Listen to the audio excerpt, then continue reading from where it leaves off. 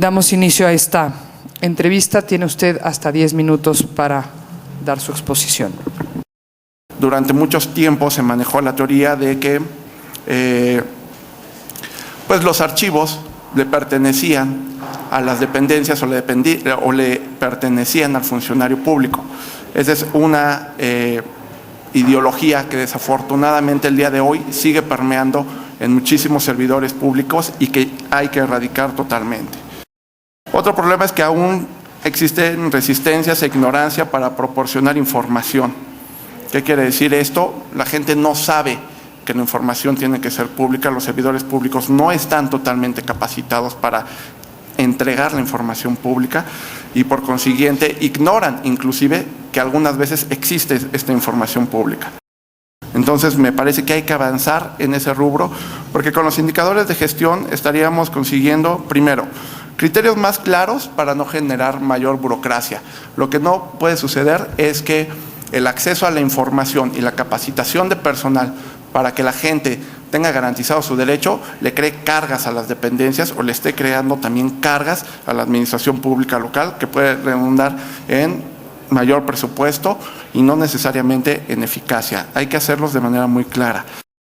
Los derechos humanos tienen que entenderse en un sentido lato, por lo que no es posible que sigamos restringiendo el acceso a la información y nos escudemos en las limitaciones que algunas veces nos marca la misma normatividad. Tenemos que ir muchísimo más allá y adoptar los criterios y patrones que si son internacionales, pero que protegen de manera más amplia este derecho, hay que adoptarlos.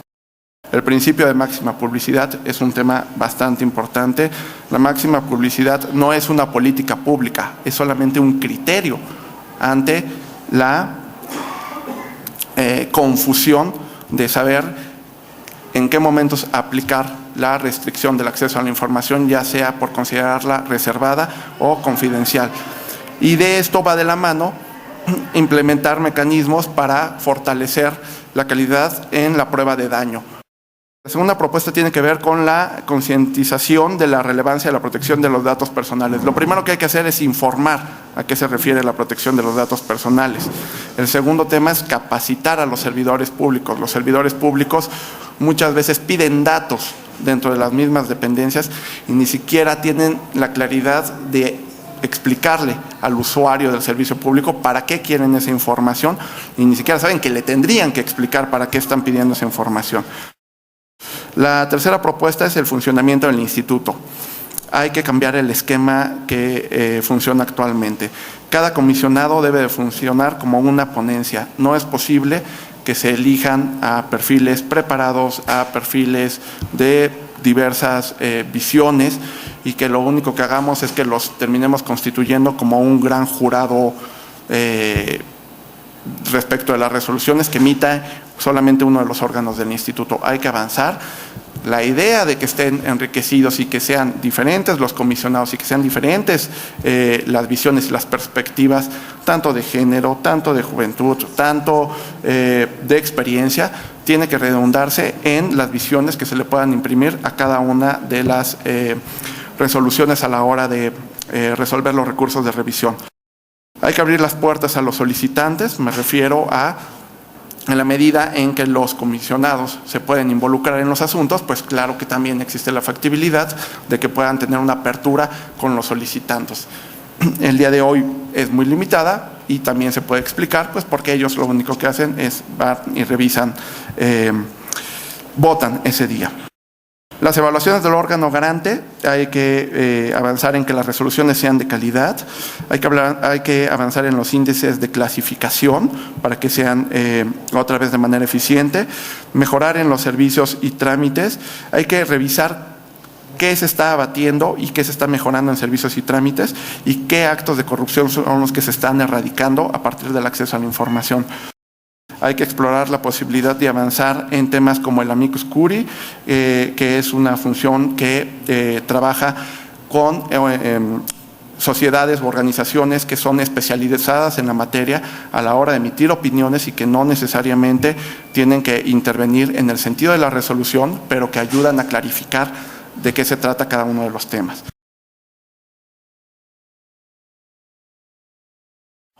Entonces aquí la propuesta es estos criterios que ya se han emitido mediante el formato de criterios o de lineamientos, lo que hay que hacer es trabajarlos de manera paralela y de la mano con las dependencias y con las autoridades para saber cuáles son realmente los alcances y las necesidades para cumplir con cada una de estas obligaciones. Otra cosa que sucede mucho es que si estos criterios o estos indicadores de gestión no cumplen con una calidad mínima o con una claridad mínima para el usuario, pues hay gente que puede llegar y puede pedir información del presupuesto que ejerce cierta dependencia, y si se lo dan por ciertos rubros, pues se le va a hacer muy poco entendible al usuario, y eso es lo único que va a desencadenar es en la decepción del mismo usuario. En efecto, para mí no debe de ser vista como una política pública, sino una visión, y ese sería un primer logro y una primera meta que yo me pondría en caso de llegar al instituto, que dentro del instituto hay que empezar por el mismo instituto, que exista esta convicción de transparencia, que exista esta convicción de acceso a la información y que no se vea como una carga o como un peso. Yo me atrevería a decir que es una legislación muy, ¿cómo decirlo?, muy detallada, yo me atrevería a decir que es muy buena. Creo que hay un exceso, que es uno de los puntos que le veo ahí como una desventaja, que es este listado otra vez de obligaciones de transparencia. Es un listado tan amplio que puede crear confusión. Ahora, ¿qué se puede hacer para que esto no sea un problema? Bueno, pues emitir criterios que sean claros, emitir criterios y lineamientos que le den las facilidades a las dependencias para cumplir con estas obligaciones.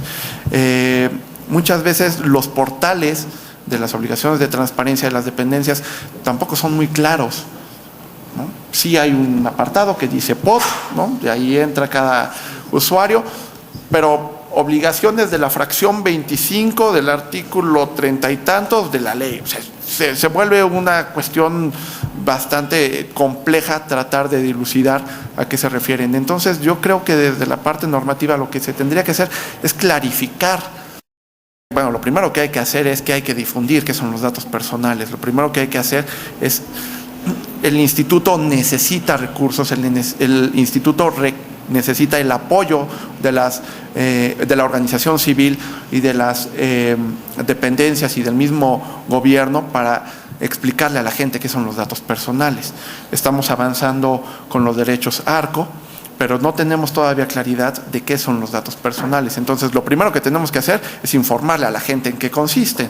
Y después de que le expliquemos a la gente en qué consisten, tenemos que capacitar a los servidores públicos de cuáles son los riesgos y cuáles son las limitaciones que deben de tener en el manejo de las bases de datos y de los sistemas por los cuales recopilan la información.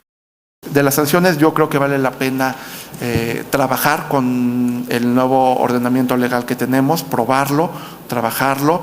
Ya se habla de la posibilidad de que el instituto no solamente emita cierto tipo de sanciones, sino que haga ciertas notificaciones a los órganos internos de control. Tenemos una legislación que nos aplica, que es del orden federal. Sería muy importante tratar de trabajar ahí en una reforma en el estatuto, con los legisladores federales, para tratar de modificar la parte del estatuto y de la Constitución, y que sea el mismo la Asamblea Legislativa quien determine quiénes son estas sanciones, para que realmente podamos cerrar el círculo sancionatorio de las violaciones al derecho de acceso a la información y protección de datos.